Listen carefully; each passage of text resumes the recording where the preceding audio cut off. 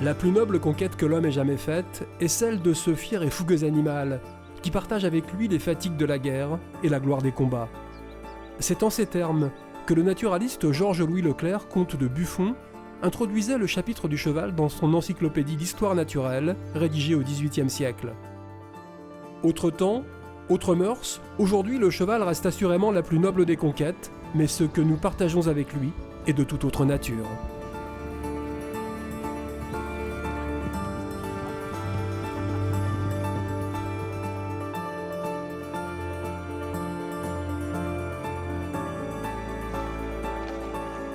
Tout bêtement, on m'a voulu m'occuper un peu, faire des différentes activités le mercredi après-midi, donc j'en suis venue à aller au Poney Club. J'ai choisi le cheval par amour de l'animal et puis je crois que ce sport est un sport individuel mais ça reste quand même un sport d'équipe avec votre animal. L'intéressant, c'est de travailler avec des chevaux pour essayer de mieux comprendre les hommes et mieux comprendre les hommes pour réussir à mieux comprendre les chevaux. J'adore les animaux. Du coup, j'ai choisi l'équitation parce que j'aime beaucoup les chevaux. Ça c'est mieux. Bosse, Nico, aime bien tenir ton dos, hein. Je trouve le truc le plus important, c'est aimer transmettre ce qu'on sait à ses enfants et voilà, avoir envie qu'ils progressent et qu'ils réussissent dans ce sport-là. Et on part. Baissez les mains à la même hauteur. Il y a beaucoup d'amour de ma part pour elle. Je ne sais pas si c'est toujours réciproque, mais j'espère que de temps en temps, elles me rendent un peu tout ce que je leur donne. Allez, rassembler un petit peu plus. Là, tu vois, regarde, t'as toujours la jambe qui recule un petit peu. Ça fait plus de 50 ans que je vis avec les chevaux, moi. Que je vis avec les chevaux pour les chevaux. Alors, voilà. L'équitation, un sport singulier, car il s'agit bien d'un sport, le seul pratiqué au contact d'un animal dont l'attrait constitue souvent la motivation première. J'ai eu la chance d'avoir des parents qui m'ont offert un poney assez tôt et c'était devenu mon meilleur ami. Alors à la fin, effectivement, j'étais proche de lui. Un jour, il est mort et puis c'était extrêmement triste. Donc je crois que c'est cette relation qui a fait que je suis partie vers l'avant et que j'ai basculé d'ailleurs dans le cheval plutôt que le foot. Eh bien, lui en a pris. Aujourd'hui, Olivier Robert est l'un des meilleurs spécialistes français de saut d'obstacle, confirmant qu'on ne naît pas cavalier, mais qu'on le devient. C'est une question d'apprentissage. Je crois même que j'étais vraiment pas très douée au départ, ça c'est clair. Mais je pense que ça m'a permis de travailler plus que la moyenne, certainement. Mais à un certain niveau, quand on est jeune ou quoi que ce soit, c'est pas la qualité du poney ou du cheval. On voit bien, ce ne sont pas les enfants de millionnaires qui réussissent plus à cheval. C'est souvent des gens qui sont nés dans le cru ou qui ont vécu dans le cru ou qui sont très très très passionnés. De toutes les disciplines de l'équitation, le saut d'obstacle ou jumping est la plus prisée et la plus médiatisée aussi. Elle représente plus de 80% de l'activité en compétition.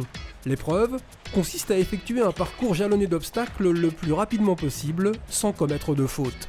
Un exercice qu'apprécie tout particulièrement Benoît Cernin, l'un des cavaliers de la génération montante. Ce d'obstacle, c'est déjà l'adrénaline sur les parcours, la vitesse.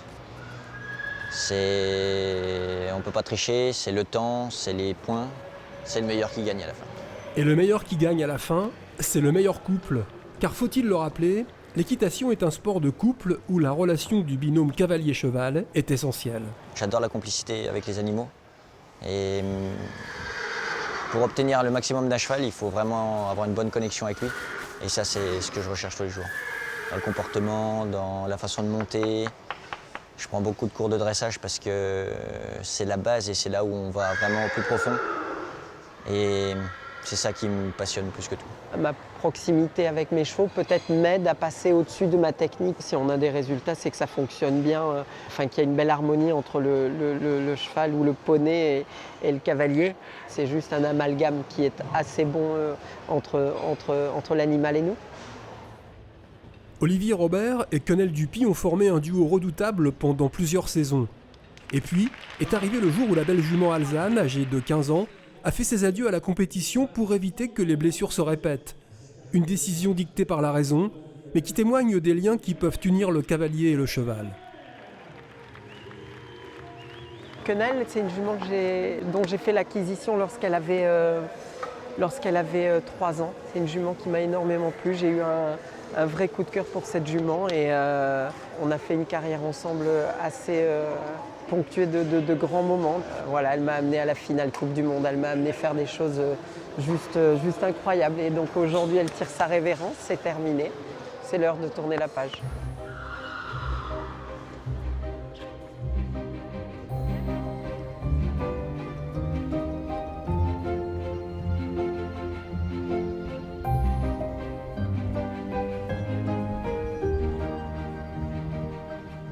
S'il existe une discipline exigeant plus que toute autre une relation harmonieuse entre le cavalier et le cheval, c'est sans aucun doute le dressage, aux confins du sport et de l'art équestre.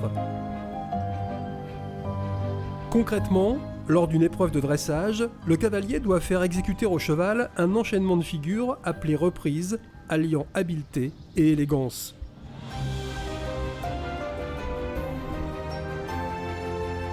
Les figures demandées sont diverses et leur degré de difficulté évolue selon le niveau des concours et donc selon le niveau du couple cavalier-cheval. La qualité d'exécution est appréciée par des juges dont les notes déterminent le classement d'une épreuve. Les notions de base du dressage sont un préalable. C'est la première discipline pratiquée par le débutant qui devra, tout au long de sa vie de cavalier, affiner ses gestes et ses attitudes pour obtenir une attention maximum de sa monture.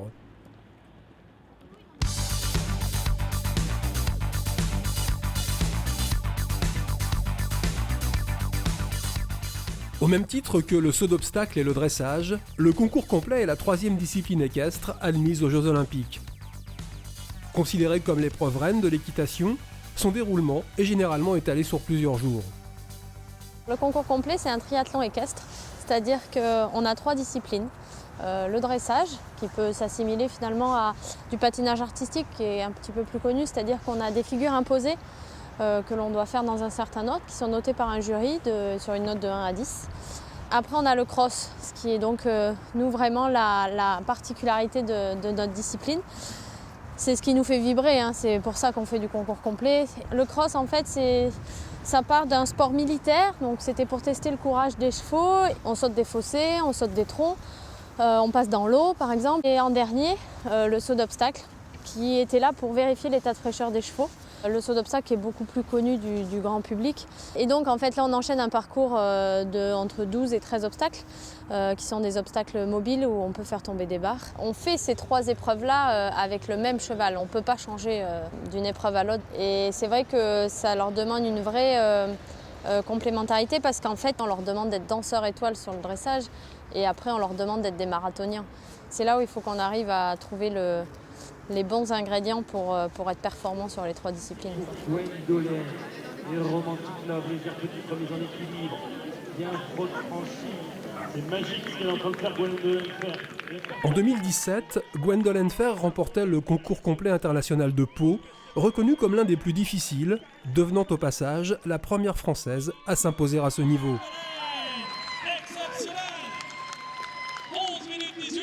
J'avais même pas percuté en fait que j'allais être la première femme à gagner un 4 étoiles.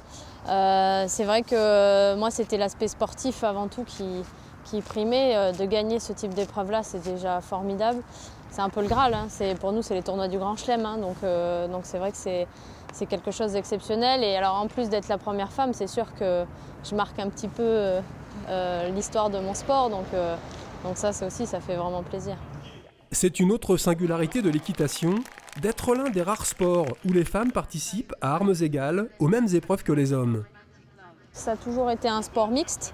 Je ne me suis jamais retrouvée plus en difficulté face à un homme. C'est sûr, on a l'aide du cheval, mais au-delà de ça, les hommes vont avoir plus de force, nous on va retrouver peut-être plus de sensibilité. Je pense qu'on compense et qu'aujourd'hui on voit à très haut niveau beaucoup de femmes sur les podiums. À l'instar de Gwendolen Fer, les cavalières et cavaliers français se distinguent régulièrement au plus haut niveau international. 36 médailles, dont 14 en or, ont été décrochées aux Jeux Olympiques, comme celle remportée par Pierre Durand sur Japlou à Séoul en 1988, et plus près de nous, celle des équipes de France de saut d'obstacle et de concours complet à Rio en 2016.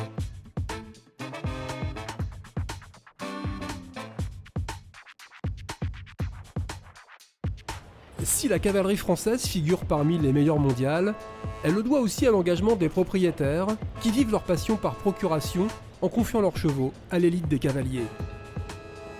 Autre signe de son rayonnement en équitation, la France peut se prévaloir d'être le numéro 1 mondial des organisateurs de concours internationaux, ou encore d'exporter un grand nombre d'acteurs des sports équestres, tels les entraîneurs qui exercent au plus haut niveau sur tous les continents.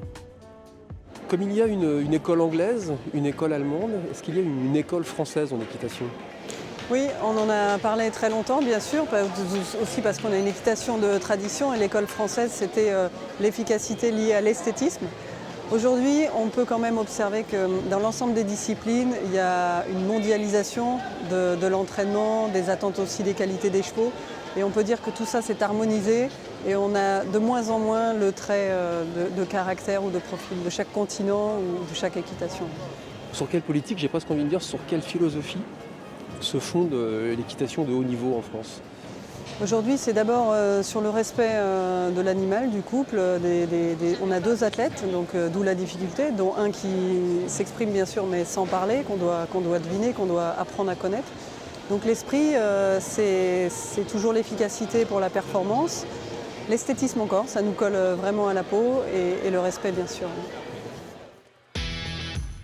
En France, 130 cavaliers se sont vus accorder par le ministère des Sports le statut athlète de haut niveau. Le French Tour pour le saut d'obstacle, l'Eventing Tour pour le concours complet et le Dress Tour pour le dressage regroupent les épreuves les plus relevées. Aussi, plus de 3000 cavaliers utilisent le tremplin du circuit pro afin de se préparer à la compétition internationale, en particulier sur le circuit Grand National et sur les Masters Pro. La compétition amateur, elle, représente 30 000 cavaliers qui profitent de leur week-end pour disputer des concours où ils cherchent à améliorer leur technique et celle de leurs chevaux. En plus des 3 disciplines phares que sont le saut d'obstacle, le dressage et le concours complet, d'autres disciplines agréées par la Fédération équestre internationale offrent à chaque cavalier différents choix de projets sportifs. Exemple, les courses d'endurance, pratiquées individuellement ou par équipe. Elles se disputent à vitesse imposée ou à vitesse libre sur un itinéraire balisé et sont ponctuées de contrôles vétérinaires validant la capacité du cheval à parcourir de longues distances. Ces distances vont de 20 km pour les premiers niveaux à 160 km pour les courses les plus longues. Autre exemple, l'attelage, discipline caractérisée par le fait que le ou les chevaux sont attelés à une voiture hippomobile. Un attelage peut compter de 1 à 4 chevaux ou poneys. Qui mieux que Benjamin Ayot, vice-champion du monde d'attelage à 4 chevaux en 2008, pour faire l'article de sa spécialité. En concours d'attelage, on a, comme en concours complet d'équitation, on a 3 épreuves. Une première qui est le dressage. C'est une carrière qui fait 100 mètres par 40, sur laquelle on a des figures imposées. On a une reprise de dressage. C'est des figures imposées, ça serait comparable au patinage artistique. La deuxième épreuve, le lendemain, là on change de voiture, on change de matériel, on a des casques, on a des protections et tout, et ça va à fond la caisse. Et c'est entre des poteaux, c'est des slaloms un peu dans des conditions un peu à risque, dans l'eau, sur des talus, voilà, et des poteaux qui ne bougent pas. Et ensuite, le dernier jour, vous avez une épreuve pour vérifier que les hommes et les chevaux ont bien récupéré de l'épreuve de la veille. Et là, c'est un parcours de maniabilité. Ce sont des quilles surmontées de balles. C'est moins rapide, mais il y a besoin d'une grande précision.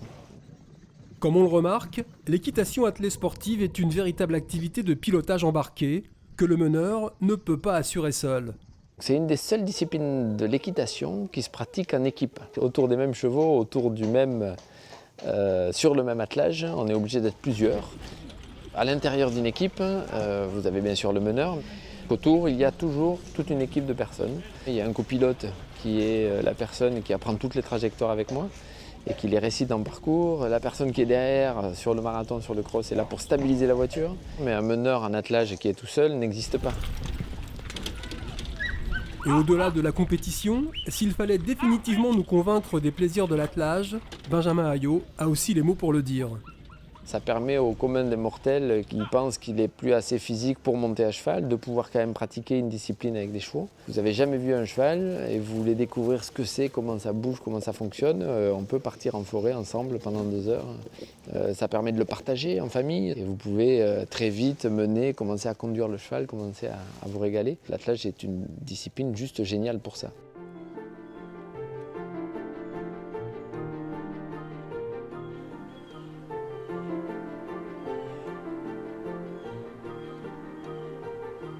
« 2 200 000, c'est le nombre de cavaliers en France qui pratiqueraient de manière régulière ou occasionnelle l'équitation.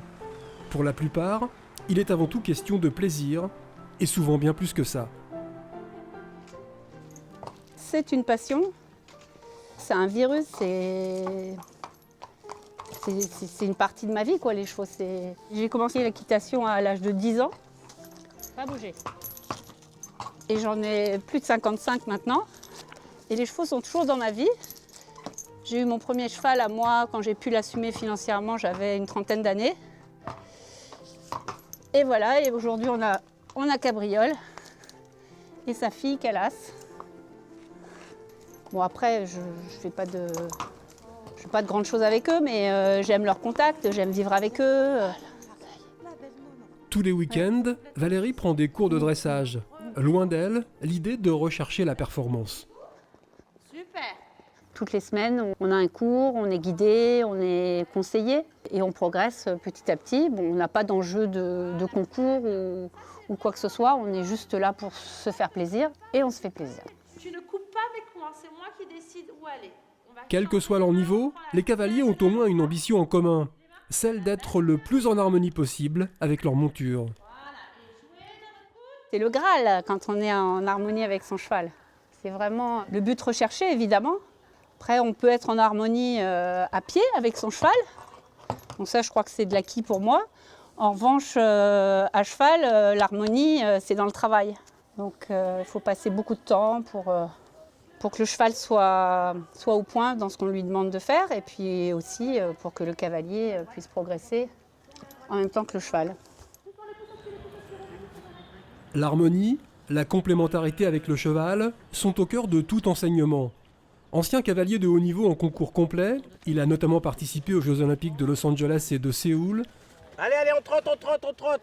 Pascal Morvillet dirige le centre équestre de Compiègne. Un peu comme un rituel, chaque fin de semaine, il assure une reprise pour une dizaine de cavaliers. Allez, on repart devant. Hein, Fred? Ouais. Voilà, comme ça, super. Il commence à se décontracter. Ce que je veux, c'est que le cavalier recherche des sensations, les trouve, et essayer à partir de là, voilà, comme on dit là, Olivier, je veux que le cheval trotte un petit peu plus lentement, mais tout en restant énergique. Voilà, on voit un cheval qui trotte, il est élégant, il fonctionne bien, et je suis sûr qu'Olivier, à cet instant précis, quand il sent son cheval se décontracter, monter, mettre toute sa puissance en fait à sa disposition, c'est formidable. Hein, bien relâchez-le. Pour rien au monde, Olivier ne manquerait ce cours hebdomadaire.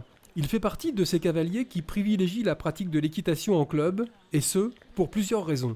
Personnellement, moi je viens ici avec un objectif de vraiment d'apprendre, oui. Enfin, la progression, c'est important pour moi. Et je pense avoir bien amélioré mon équitation, et notamment grâce au prof ici à Compiègne.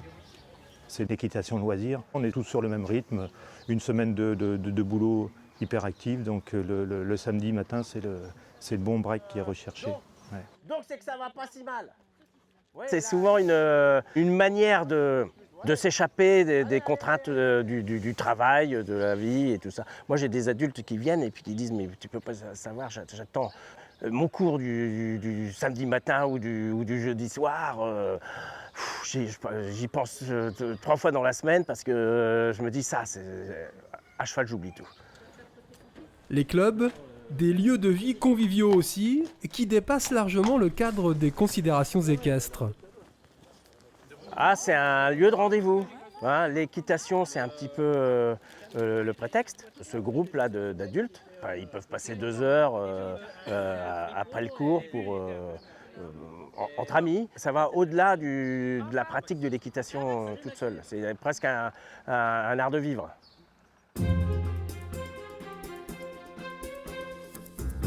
La Motte Beuvron, à 150 km au sud de Paris. C'est ici, sur 300 hectares, qu'est implanté le parc équestre fédéral, équipement unique en Europe. Conçu par les clubs pour les clubs, c'est un lieu idéal pour soutenir l'effort de formation des cavaliers. Venus en voisin du Poney Club d'Orléans, de très jeunes cavaliers comme Nicolas profitent d'une période de vacances scolaires pour effectuer un stage. Au début, j'ai vu mes copains venir plusieurs années. Je me suis dit, ils me donnaient des bons retours. Donc je me suis dit, pourquoi pas tenter. Et du coup, je me suis lancé dans l'aventure et du coup, je suis venue ici. En premier lieu, les jeunes stagiaires doivent d'abord se familiariser avec leurs chevaux. Ils leur sont confiés pendant une semaine. Donc pendant une semaine, ils ont la responsabilité de s'en occuper. Donc leur donner à manger le matin, donc on vient plutôt aux écuries pour donner à manger, pailler leur box, mettre l'eau à leurs chevaux et du coup ils sont responsables de tout ça et d'habitude ils ne le sont pas, donc ça les responsabilise et ça crée une relation avec leur cheval aussi. Allez, vous vous mettez à la queue leu, on y va! La petite troupe, encadrée par sa monitrice, va s'essayer pendant toute une semaine à différentes activités. On est plutôt sur la découverte de plusieurs disciplines parce que voilà, vu leur âge, ils ne connaissent pas tout encore. Donc on est plutôt sur la découverte du cross, la découverte du hunter, la découverte du dressage, mais pur dressage, la piste de galop. Et ça, ils n'ont jamais fait la plupart. Donc c'est vraiment de découvrir beaucoup de choses qu'on ne peut pas découvrir à la maison parce qu'on n'a pas les infrastructures pour faire tout ça. Avance, elle avance pas la taponnette! Et quand on interroge Nicolas sur ses attentes, pas de doute sur ce qu'il est venu chercher ici. La maîtrise de mon cheval, plus de niveau. Parfois on a l'impression de tout connaître, mais en fait on est loin de tout connaître. Et du coup ça nous aide à progresser vachement. On s'améliore dans les points faibles de son cheval et de nous en fait. Les difficultés qu'on a eues hier sur le parcours. Margot, quant à elle, en bonne monitrice, ne va pas jusqu'à tempérer les ardeurs, mais insiste sur ce que de jeunes cavaliers doivent retirer d'une telle expérience. Qu'ils se soient amusés, qu'ils aient pris plaisir, qu'ils aient découvert plein de choses. Une pédagogie de la réussite en quelque sorte, qui amènera peut-être ces cavaliers en herbe à s'orienter un jour vers la compétition et qui sait, à nourrir des ambitions au plus haut niveau. Comme Anouk Canteloup, c'est par le poney que la double championne d'Europe junior en concours complet a pris goût à l'équitation. Alors toi, tu as un objectif que tu veux atteindre, un rêve que tu veux réaliser? Sur le court terme, je vais dire que là je suis en première année, j'ai fini junior, donc c'est ma première année en jeune cavalier. C'est de faire le circuit jeune cavalier et espérer une nouvelle sélection pour les championnats d'Europe. Et après, sur le long terme, on verra. Après, c'est sûr qu'on reste toujours des Jeux Olympiques, mais la route est très longue, donc on verra. Anouk Canteloup appartient à cette génération d'espoir que le staff d'entraîneurs de la Fédération française d'équitation accompagne au plus près, notamment ici au Parc équestre fédéral. Victor Lévesque, lui aussi double champion d'Europe de concours complet en jeune cavalier, représente à coup sûr l'élite de demain. Il se réjouit des conditions dans lesquelles il peut travailler et se dit prêt à relever les défis futurs. On a la chance d'avoir une fédération qui place beaucoup d'espoir et beaucoup d'accompagnement pour les jeunes. Pour nous, c'est plus une chance. Déjà, quand je vois tous les grands champions qu'on a, ça nous tire vers le haut, je pense. Et puis après, voilà, c'est sûr qu'au fur et à mesure des années, les générations, elles tournent. Et puis à nous de prendre la relève. Non, je trouve que c'est assez motivant. Et puis, je ne pense pas qu'il faut penser au fait que ça soit beaucoup trop de pression.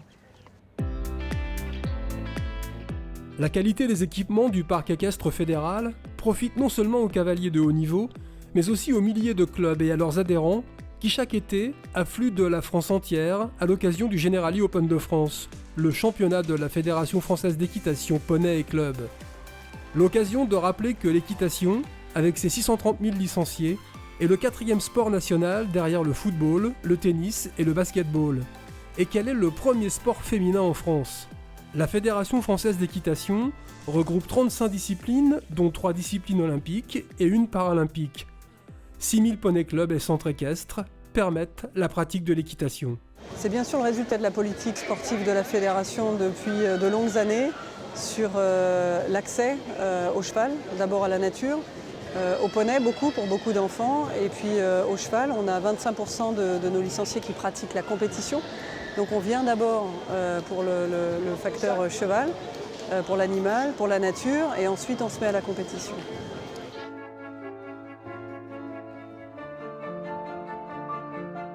L'équitation, un sport pour tous qui se pratique à tous les âges.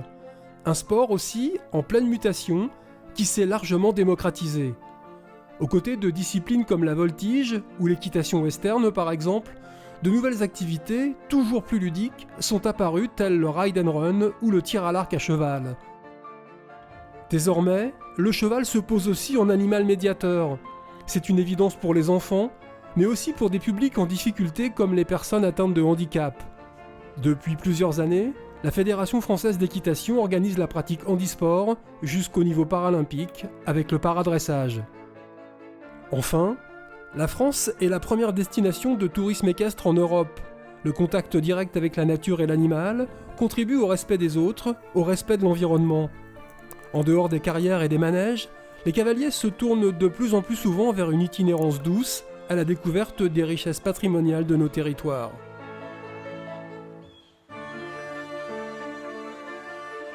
L'équitation, technique de la conduite du cheval par l'homme, ou la longue histoire d'une relation millénaire.